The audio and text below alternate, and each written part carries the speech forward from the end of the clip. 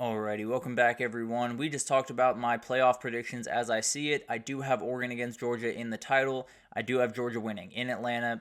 Going to be a really weird one. Frankly, I could see Georgia getting knocked out by their first game. So it's going to be interesting to watch this unfold. Gunnar Stockton's going to have to play really good football, but I'll go with the Georgia Bulldogs for the time being, and we'll see what happens throughout this tournament. But let's get to a transfer portal update because we got a lot of guys rolling in, and one of my favorite portal entries so far has rolled into the portal, so I wanted to break this down for you guys right here, and we'll start with the quarterbacks. We'll get to the top 10 quarterbacks here, roughly the same. The one new name in there is Darian Mensah from Tulane. Very talented freshman, had a very, very good year, played really good football. It'll be interesting to see where he ends up. Has a couple of turnover troubles throughout the year, but when he's playing elite football, he is as good as you will find, especially at the group of 5 level. I assume he'll find some Power 4 job to take over. I don't know where that will be, but definitely a name to keep an eye out on as we go forward. For Miller Moss, a couple of intel things here. Miller Moss, it sounds like he will head to Missouri and Louisville over the next week or so.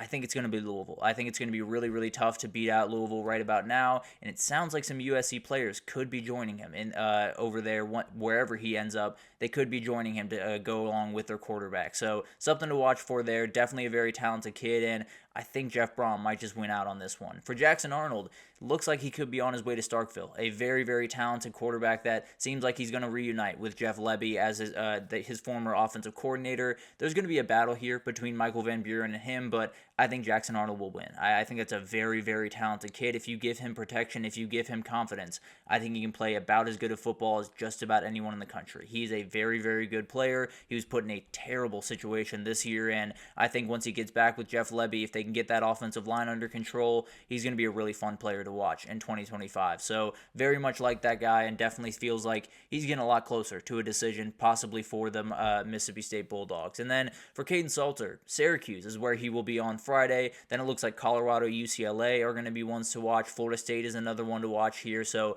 definitely a lot of teams that are going to be kicking around the idea of bringing in Caden Salter. Very talented kid. I know Florida State it would definitely fit their system quite a bit, but we'll talk about why that might not be where he ends up here in a second. But for Devon Dampier, a very talented player, one of my favorite portal guys in there right now, could be a Utah Ute. His offensive coordinator, Jason Beck, came over from New Mexico to Utah to take that job from Andy Ludwig.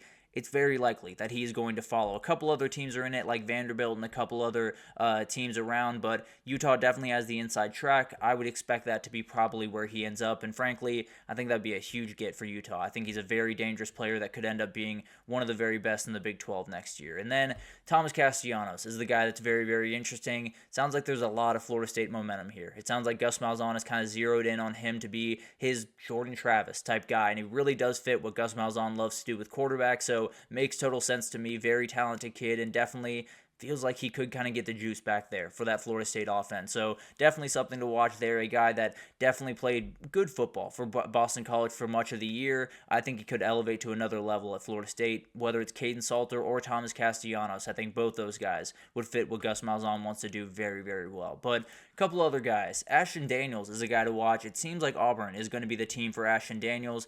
This is not going to be the only quarterback that Auburn takes. I would be shocked if it was, and if it was, Hugh Freeze probably not the coach next year. All due respect to Ashton Daniels. He has some turnover troubles. If you put him in an offense that is run by Hugh Freeze, he's going to have a lot of turnover troubles. So I firmly believe that this is going to be one of the quarterbacks that they bring in. A very talented kid that definitely gives you a little bit higher of a floor as a backup. But at the end of the day, they're going to find another guy in the portal. They're going to try to reel in another guy.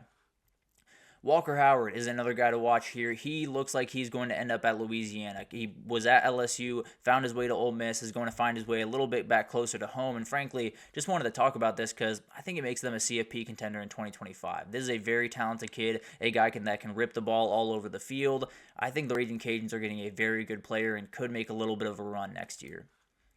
Devin Brown, very talented kid that was just put in a tough spot. You're obviously behind Will Howard for much of the year. It's probably going to be a minor step down. I don't know where he ends up, but probably some ACC school, some Big 12 school will give him a call. It'll be interesting to see where he ends up. I think he's a very talented kid, but obviously without that rushing threat that Will Howard brings, probably wasn't going to see the field quite as often as he would have liked to this year.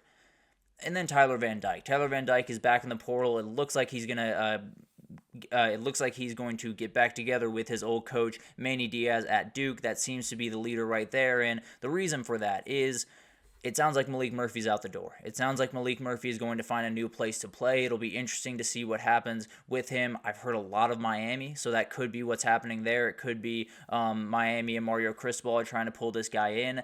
I'm telling you, this kid is a star. If he gets put in the right situation, if he's given the right receivers and the right offensive line, he could absolutely explode, and he could be a quarterback for a CFP contender next year. So a lot of really talented quarterbacks. Obviously, decisions will start rolling in over the next week and a half, and we'll break them down when they do.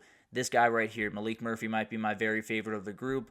I think he could be one of the stories of 2025 if he does end up at Miami. The transfer portal wide receivers are absolutely ridiculous. There are so many talented kids in this group, and it still does start with Dane Key and Nick Anderson. That number 3 one is the one you're going to want to look at. Eric Singleton is one of my favorite players in the portal right now, likely my favorite player in the portal right now, and it looks like to be a 3-team race. Auburn and Ole Miss, I believe, will get visits at some point this week. Georgia might have the inside track here, though. You have his former recruiter was Josh Crawford. He was the wide receiver coach at Georgia Tech. He's now the running back coach at Georgia. So there's a little bit of familiarity there. There's a little bit of connection there, and we'll see if that's able to win out. We'll see if Auburn and Ole Miss can get this kid. When I tell you this is an absolute game changer, this is a kid that can walk into the SEC and be one of the best receivers in it.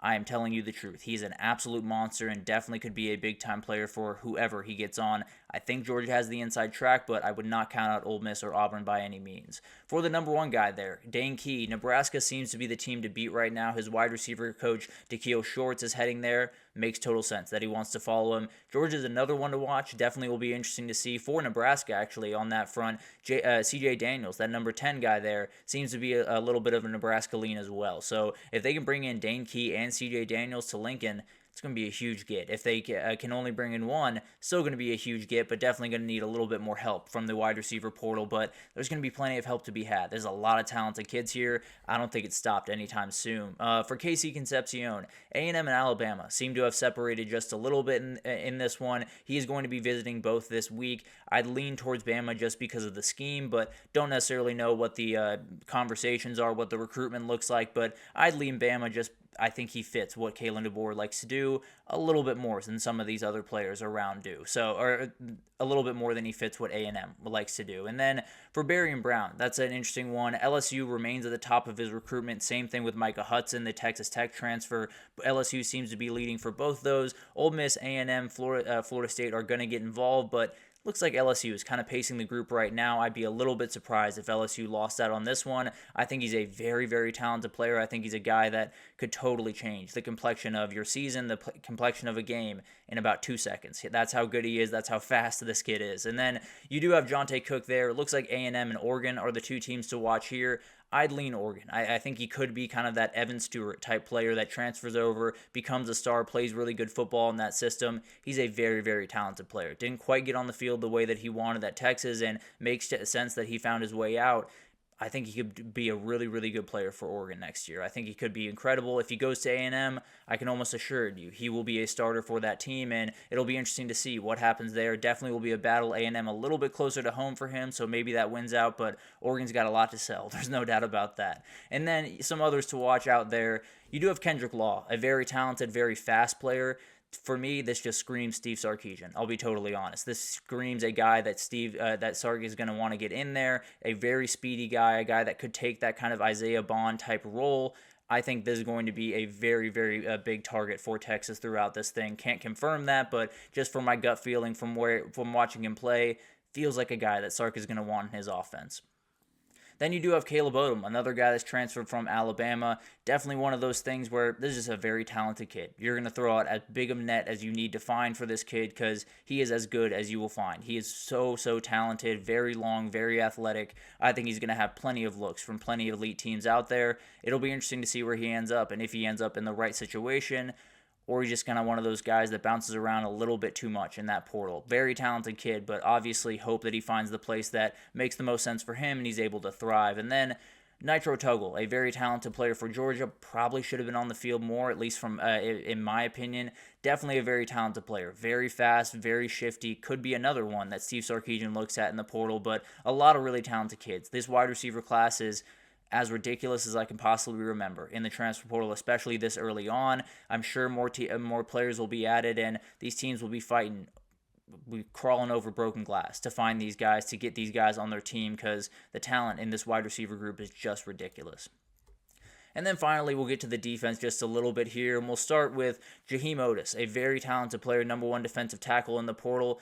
Looks like Ole Miss is the team to beat. Looks like they're trying to do what they did with Walter Nolan last year, try to be able to pull in Jaheim Oatis, going to be a huge player, over 300 pounds, definitely has the NFL in his future. So very talented player, definitely would be a huge get for Lane Kiffin to kick this thing off for him. Bear Alexander, another guy to talk about here, a very talented guy. This one's going to be all over the place. I'll be totally honest with you. He played in 4 high schools throughout his high school years. He's played in 3 colleges throughout his college years. I can't imagine this is going to be a normal recruitment. It does seem like A&M, Texas are in this conversation. A possible return to Georgia is in this conversation. Colorado is in there. A lot of teams. It's going to be a weird one. Wherever he commits, it just comes down to, is he ready to go to work every single day? That's always been the kind of criticism of him throughout his college career, is he's not quite as engaged as you want him to be every single day at practice. If he does that, that is an NFL player. That has every ability to be an elite player in college football. He just hasn't been able to do that throughout the last little bit. If he finds the right place and thrives, I think this kid actually has the ability to be a first-round draft pick because of the talent, because of the athleticism. Just got to find the right place, just got to commit to the craft. We'll see what happens there. Definitely going to be an interesting one and a huge boomer bust potential on that one.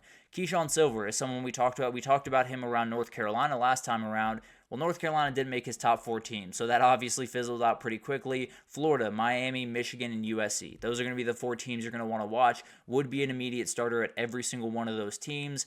I lean that he might want to stay in the SEC and go to Florida, but I think all those teams would be great additions. Michigan definitely needs their defensive tackles after Mason Graham and likely Kenneth Grant are out the door, so it's going to be interesting to watch this unfold. If USC is able to pull this guy in, definitely would be huge for D'Anton Lynn and that defense to continue to build that talent profile. And then that number 3 guy, another defensive end from Nebraska. Nebraska's had a tough time in the portal, at least on the defensive side of the ball, with Tony White walking out the door, and that's exactly where James Williams is going to end up. He's going to end up in Tallahassee with Tony White, it seems. Definitely would be a surprise if he ends up anywhere else. Very talented kid, definitely one that can make a difference for Florida State pretty much right away. If him and Prince Will Emmanuel end up there, that edge rushing is going to be really fun to watch. I can promise you that. So a lot of juice in this one. You have Will Hyde coming over from Purdue. You have a lot of Purdue players that are finding their way in. Cameron Olds, a very talented defensive end from Kent State. Bryce Pollock is one of the better coverage corners in the SEC this past year from Mississippi State. So